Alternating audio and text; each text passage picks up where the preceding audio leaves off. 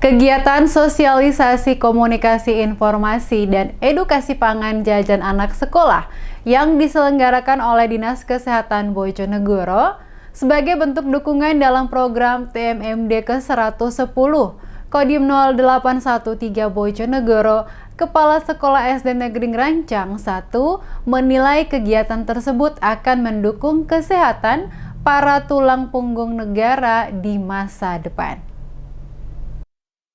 Sebagai bentuk dukungan dalam program TMMD ke-110 Kodim 0813 Bojonegoro, Dinas Kesehatan gelar sosialisasi komunikasi informasi dan edukasi pangan jajan anak sekolah di SD Negeri Ngerancang 1, Desa Jatimulyo. Dalam kegiatan tersebut, berbagai materi yang disampaikan oleh Dinas Kesehatan setempat dinilai bagus dan sangat bermanfaat untuk anak-anak sekolah yang memberi wawasan mengenai jajanan anak sekolah yang sesuai dengan standar operasional.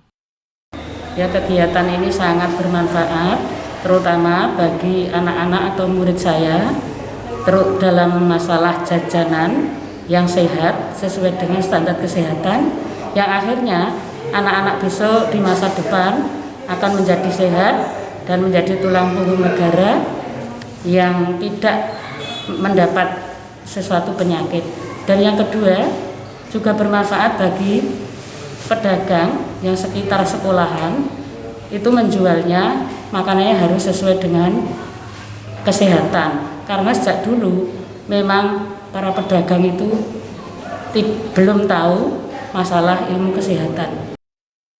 Ngatirah berharap dengan adanya sosialisasi tersebut diharapkan dapat mendukung kesehatan anak-anak desa setempat sebagai tulang punggung negara di masa yang akan datang. Selain itu, anak-anak akan lebih berhati-hati untuk membeli jajanan yang dijual di areal sekolah sehingga dapat terpeliharanya kesehatan pada diri mereka.